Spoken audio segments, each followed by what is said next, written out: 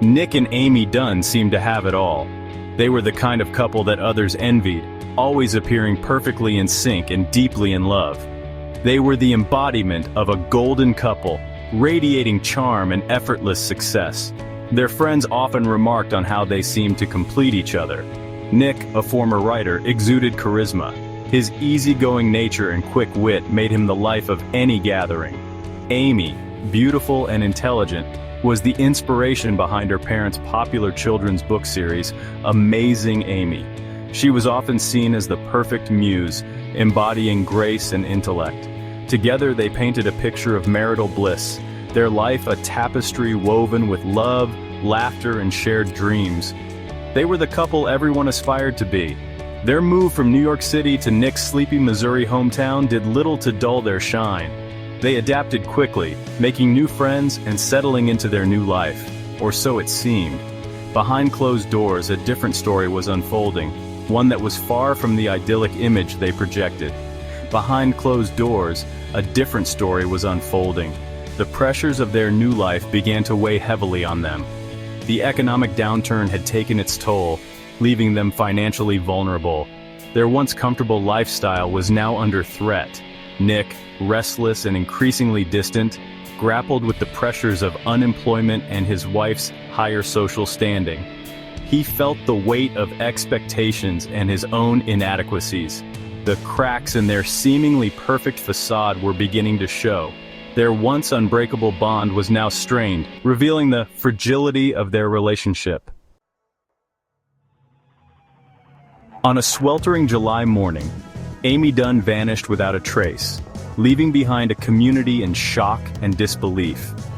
The scene at the Dunn residence was chaotic, with police cars lining the street and reporters swarming the area, eager for any piece of information.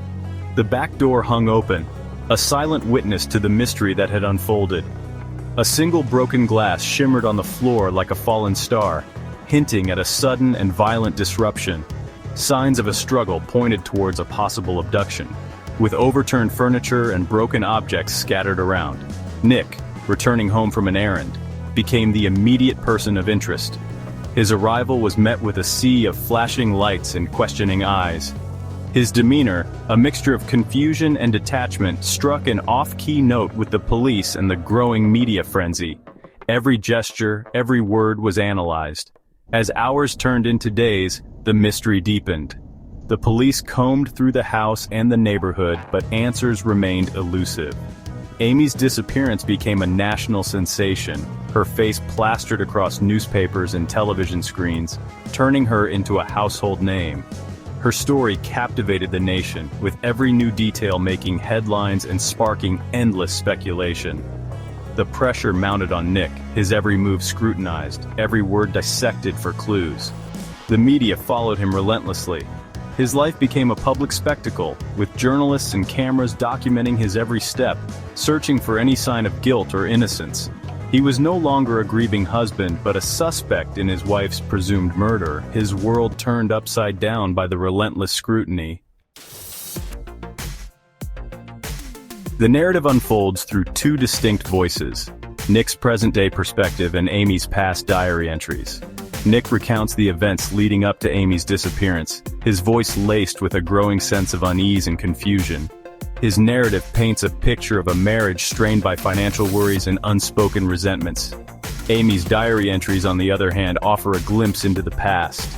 They chronicle the early days of their romance, their whirlwind courtship, and the gradual unraveling of their marriage.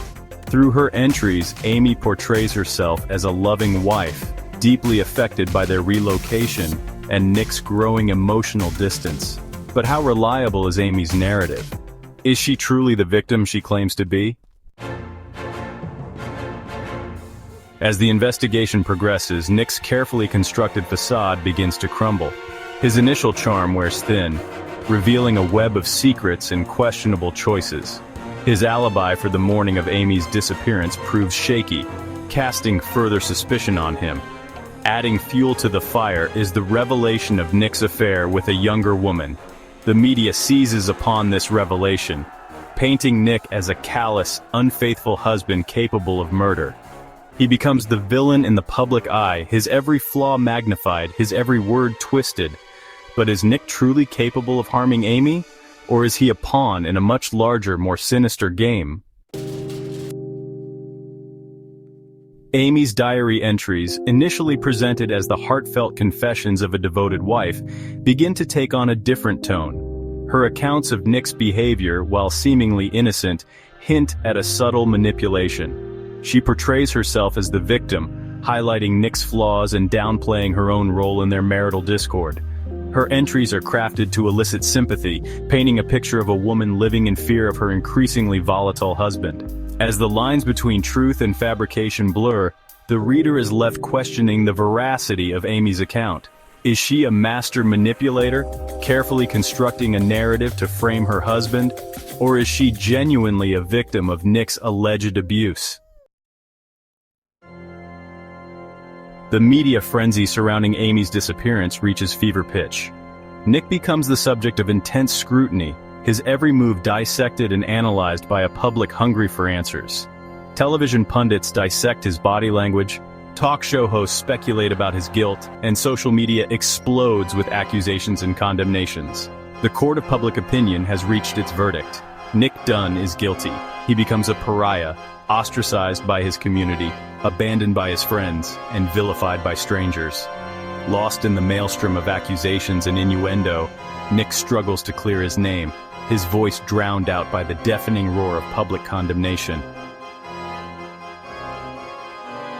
Just when the story seems to have reached its peak, a shocking truth is revealed. Amy Dunn is alive, and she has orchestrated her own disappearance. Her diary, the document that painted her as a victim, is exposed as a fabrication, a carefully constructed web of lies designed to frame her husband. Her motive? Revenge. Angry and resentful of Nick's infidelity and perceived indifference, Amy hatches an elaborate plan to disappear, leaving behind a trail of false clues implicating her husband in her murder.